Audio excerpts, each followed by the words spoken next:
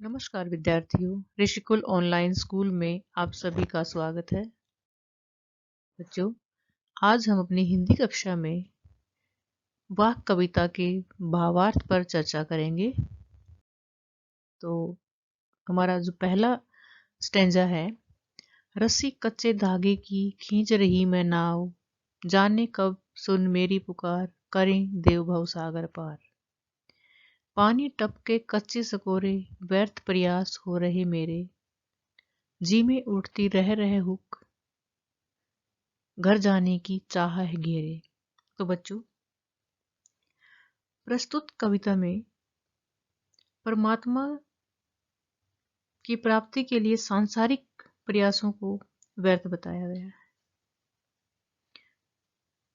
प्रस्तुत दोहे में वाक का अर्थ वाणी होता है। कवित्री लल्लद ने परमात्मा प्राप्ति के विभिन्न प्रयासों की चर्चा की है। वह इन सब प्रयासों में असफल हुई है।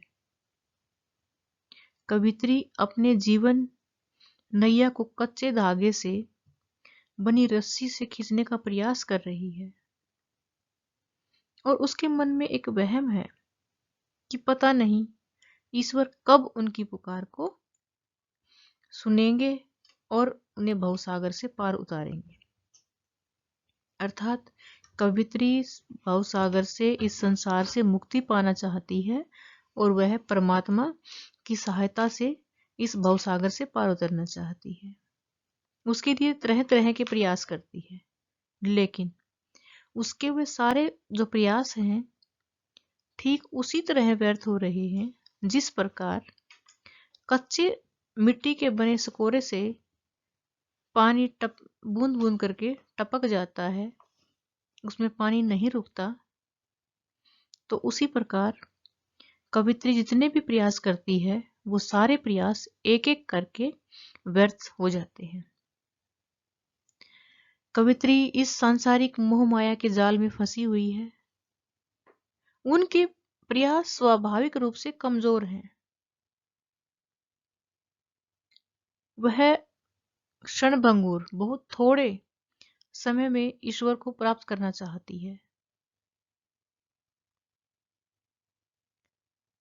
परंतु एक एक करके उसके जो प्रयास हैं वो व्यर्थ ही होते जा रहे हैं और नाशवान और कमजोर बल के सहारे वह ईश्वर को प्राप्त नहीं कर पा रही।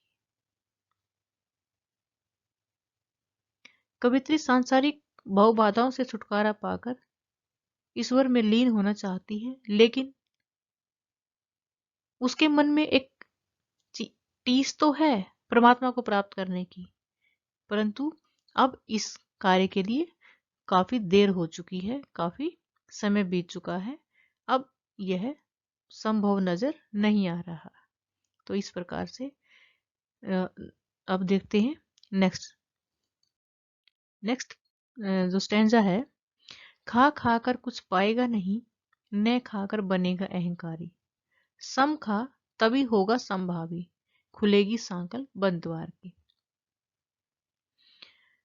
तो इस वाक में मनुष्य को समभावी बनने के लिए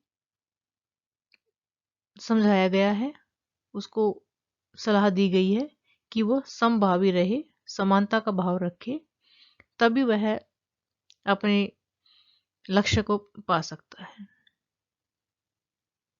तो कवित्री कहना चाहती है कि हे मनुष्य, अगर तू सुख सुविधाओं का उपभोग कर अपने जीवन को केवल सांसारिकता में ही व्यस्त रखेगा तो तुझे कुछ नहीं मिल पाएगा। और न खाकर अर्थात व्रत तप का कर व्यक्ति को अपने ऊपर घमंड हो जाता है, तुझे अपने ऊपर घमंड हो जाएगा। इन दोनों स्थितियों में तुझे सुख नहीं मिल सकता।